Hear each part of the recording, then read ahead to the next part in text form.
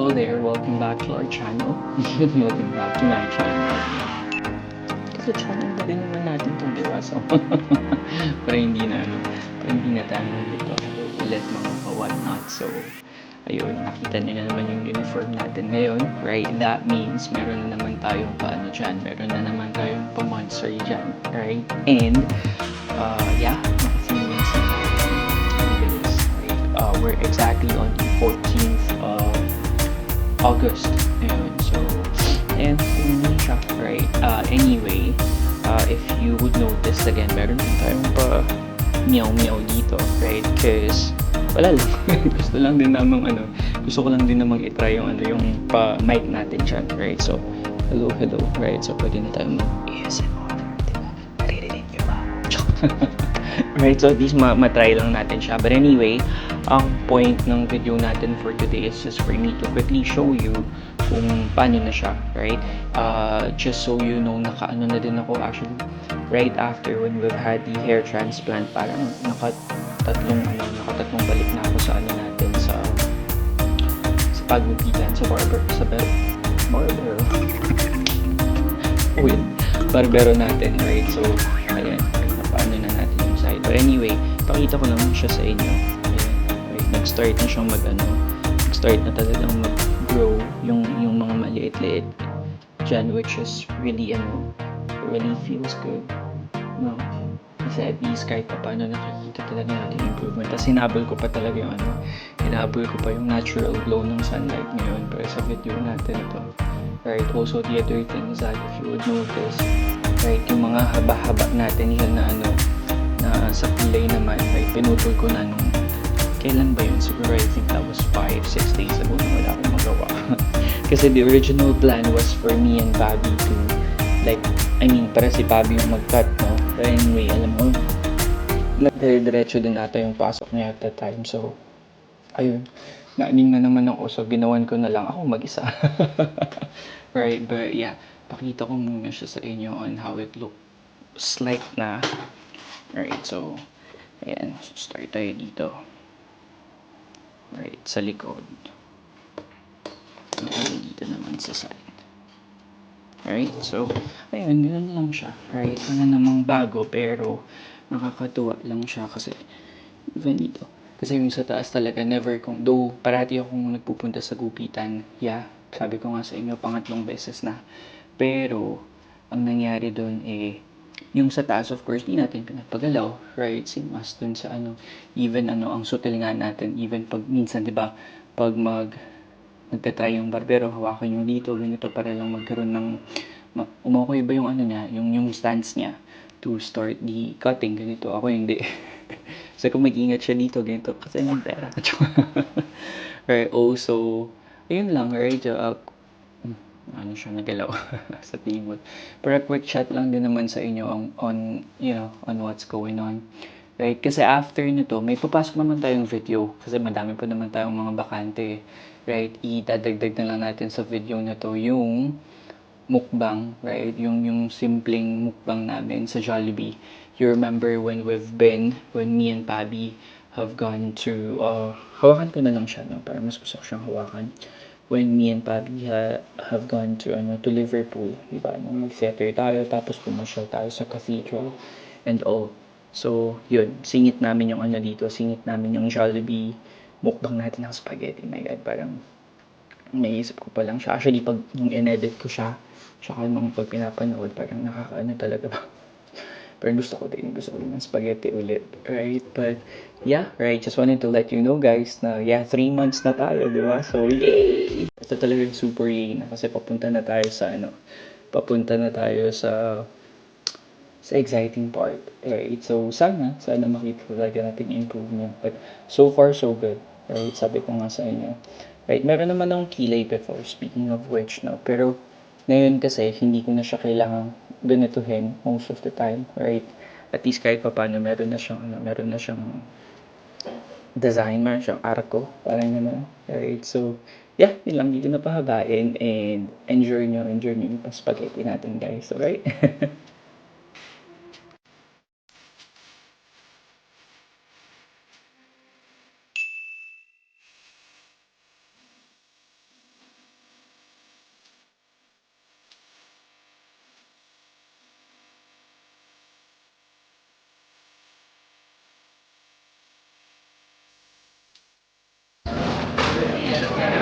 Order na tayo, guys. Diba? Inulit talaga namin para mag-video namin ulit, guys. So, bilang mga epal kami, no? So, of course, we're craving for some spaghetti, chicken joy, and then some peach mango pie kasi favorite nila. But I want some classic Coke lang. Yeah? Wala, may ano ka ba dito? No. I'm fine with that na. So, ganyan lang din siya. I think sa Pinas, ganyan na din tayo, di ba? So, order na lang on the kiosks and then just wait for your receipt in there. Afterwards, makikita naman dyan sa side or sometimes tatawagin na lang nila. Yeah. That's it. Yay!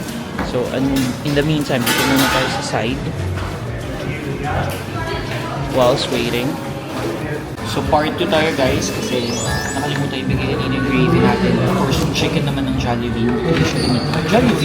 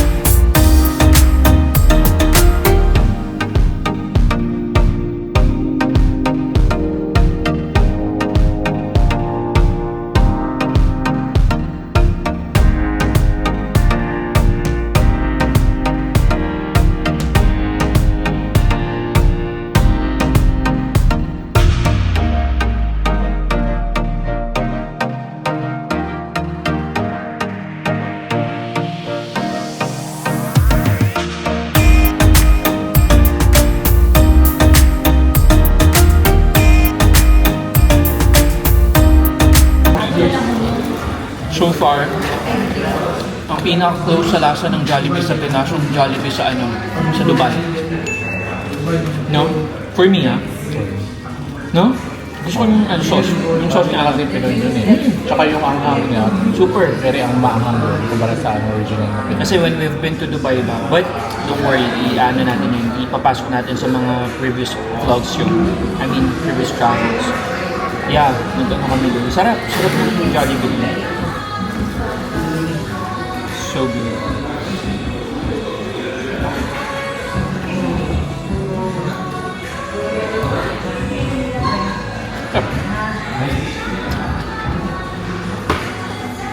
Sarap, no? No?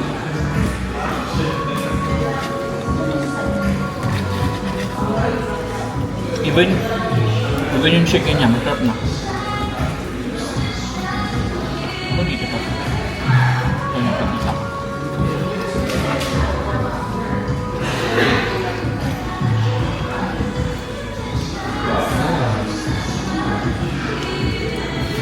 So, laman muna before manood ng Seto.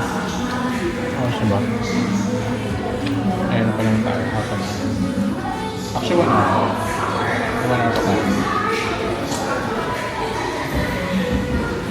Ano ba banda? Wala pa naman siya sa station. Wala pa alam ko yun.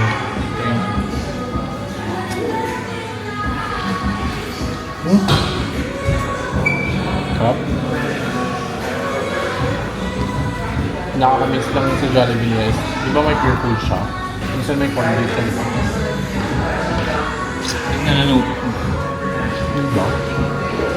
Pag naalala ko may bigla yung mga ng pure food. Diba? O yung hotdog diba? Yung hotdog sa Pinas, di ba? Parang yung supplier nila is pure food. Maganda din dito, guys. Actually, dito talaga kami dumadayo. Yung first kong dayo sa Mula napunta ako sa UK, ito yung first kong ulit kain ng Jollibee dito sa Liverpool.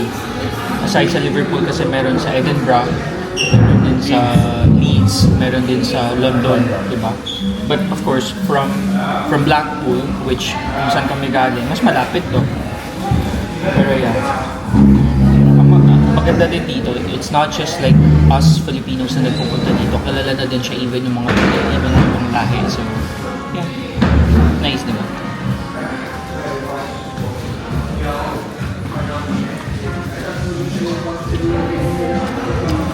Masarap kasi siya, no? Actually, mas prefer nila. Siguro, dito yung thinking namin mga Pinoy dito sa ibang bansa. I don't know. Kaway-kaway na lang sa mga katulad namin mga nagtatrabaho dito sa labas. Pero siguro andun na din yung feels na parang when you're inside a Jollibee, ang tawag dito, store or shop, parang you're close to you're close to home. Parang ganun. So ganun yung feeling. Yung sauce, yung chicken, yung gravy. Doon yung gravy hindi talaga siya katulad ng Pinas, no? Pwede na. Pwede na. Kaya yun.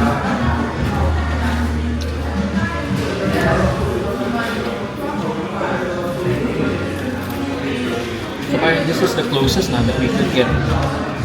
Kasi naman sa mamamasasay ka ng 60,000, di ba makatikin ka lang dito sa Pinas?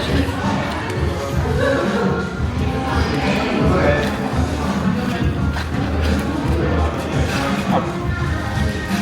60,000. Makikita para sa ano? Pag-uwi ka ng Pinas. 60? Hindi ko alam kung ang pamasahe. Almost. 70. Okay, perfect.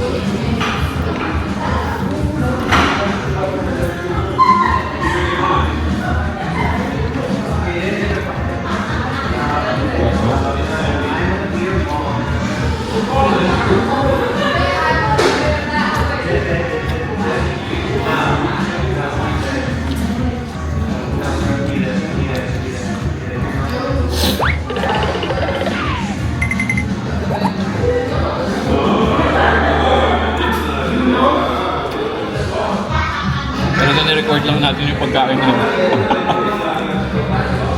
Mukbang. Diba ang dami na nating nagawa?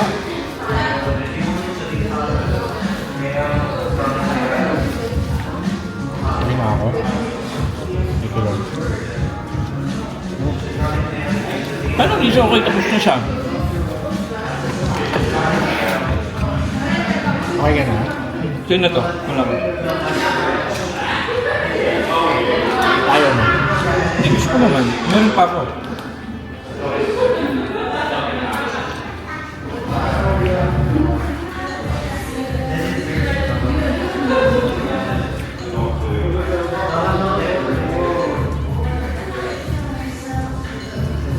Yep.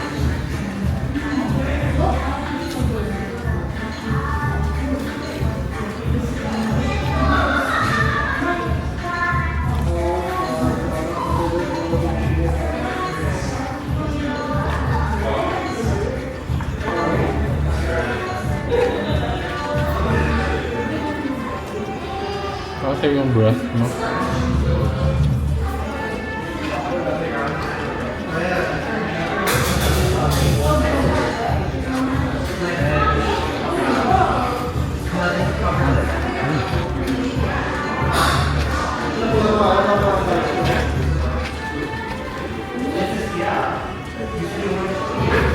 Dumi natin.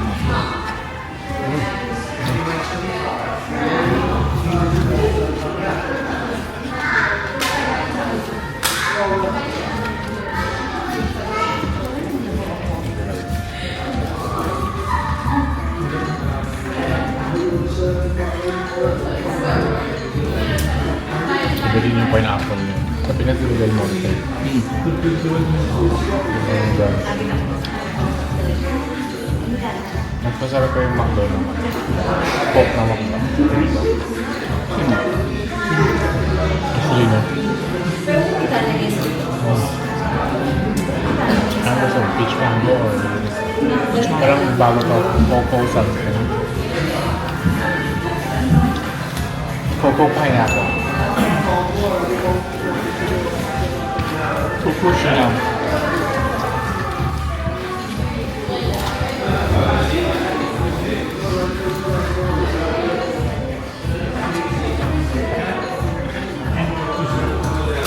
Finish mo na ito naman. Nice na, tapos na. Cocoa pineapple top. Dessert na siya.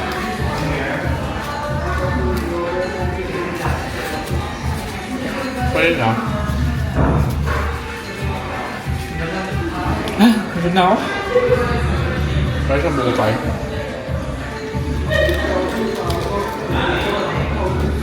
Din. Pwede may ganyan. Hindi mo bet masaya ganyan ka.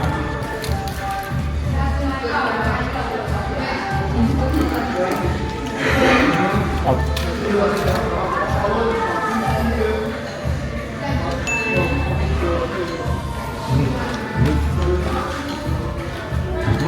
Sarap lang.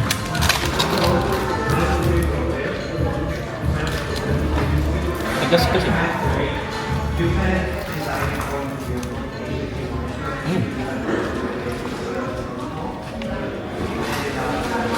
Kaya ba? Ito. Okay na siya guys. Thank you. Ibit kayo no? Ibitum kayo no? Wala na dito.